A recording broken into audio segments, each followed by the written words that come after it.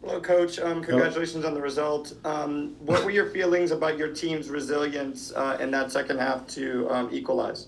Yeah, especially in the second half was a great mentality and great energy in the whole team. And I would say in the first half we were dominant in a lot of sequences and a lot of situations, and then we conceded two goals, one after set pieces, one after transition. But in the first half we had also some good moments, but in the second half it was much better because of our counter press. This is what we need when we have a lot of situations the ball and when we play deep, and this was good. The mentality was great in the second half, and it was good that we then also scored two goals.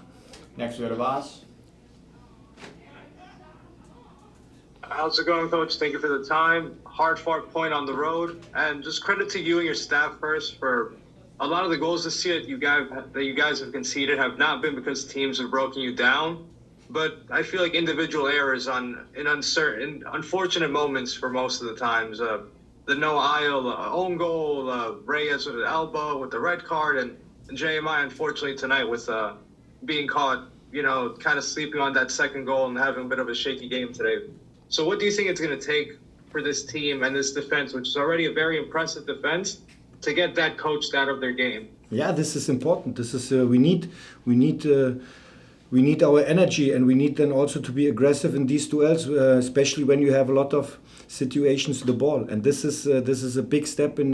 This is what we need in our development. That you don't lose the energy. That you don't lose then these moments where you have to be aggressive when you have the ball. And I think this was the main part in the first half. We had a lot of situations the ball. We create some chances. We miss these chances. But that can happen in soccer.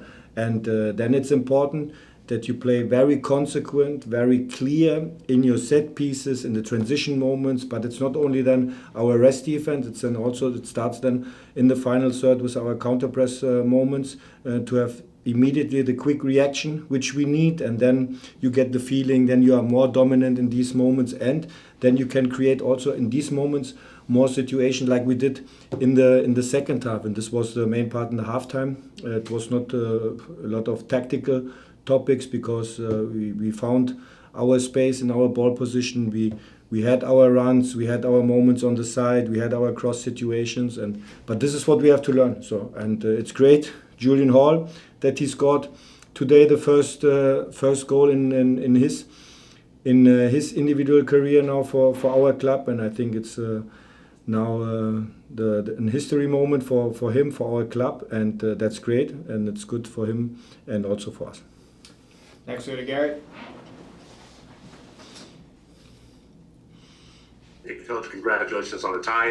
You talked about Julian Hall and getting his first goal and coming off the bench and doing so in the 88th minute. Basically, what does that say about him and the rest of his players coming from the academy, coming up and, with the development and the growth there is coming up to the big club? Is that a major feather in the cap to the organization, or is this a bump in the road? I'm thinking more as the former, not the latter. Yeah, I think this is our identity as well, to develop all these players in our roster.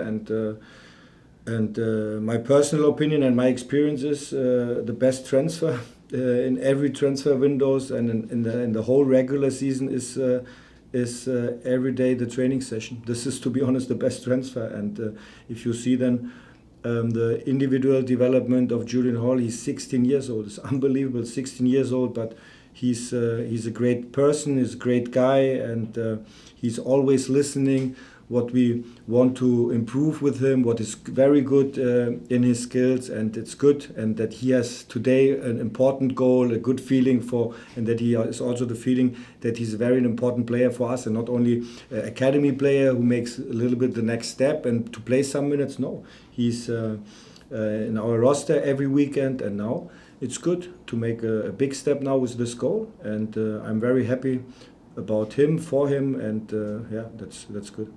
Next we go to Dan.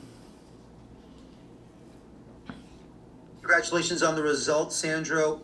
How frustrating was it to get low blocked most of the match, but at the same time, how rewarding was it to see your players being patient in that second half? waiting for the right opportunity to put the ball in the back of the net. Obviously, Wiki got the opening goal, and then the goal to pull one back, and then, as you said, Julian Hall had a great moment for the equalizer. I'm not frustrated because I want to that we play like that we are dominant. So this is necessary, and when you want to be successful, then you need these moments to be dominant. And I think this is what we have to learn in these dominant phases. And in the first half, especially, and in the second half was very good. But in the first half, especially, that you don't lose the energy, and then you keep your level in the highest level. And this is necessary for us, and not to lose then some principles in our counter press behavior, because when you miss some chances or you miss a pass, it's not so easy sometimes mental for the team. And I think this is important that we get then 1 point after the second half. And I think we deserved to be honest, when we see and analyze the whole game, I think it was possible to get these 3 points. And but then you have to be consequent more in our counter press, in our rest defense. Everyone, we have time for 2 more questions with Coach. First, go to Christian Arnold, and then we'll finish up with James Burrow. Christian, you have the floor. Coach, just to circle back about Julian, obviously when you have someone his age, 15, 16, making the leap to the professional ranks, that can be overwhelming for anyone, regardless of their age. But for someone as young as he is, how have you seen sort of the, I guess, how have you seen him handle sort of the pressure that comes along with being a professional, and especially the way this year has started with sort of the hoops that you had to navigate, and how have you seen that maturity play into the way he scored his first goal tonight? No, we don't make pressure, to be honest. This is so we have expectations. So this is clear, and we want to improve him every day. So this is the only pressure what we have with him, to be honest. So so when he works so hard every day, and then it's natural then the next step that he scored, and then he gets more minutes, and it's good. It's good to see that. It's good for all the academy players that you have to work very hard every day in your team, in the second team, under 17, under 15 when you start in the academy. So, and this is what I said, our identity is to improve all these players, not only the academy players, all our players. And what I said is the best transfer is to improve with highest consequence, with my coaching staff and me as a head coach, with the highest consequence to improve in every training session, individual training, video session. And this is the best transfer, to be honest. So, and this was very well to see with Julian today, his development, and this is then also a good feeling for a striker to be ready in these moments. And we'll finish up with James.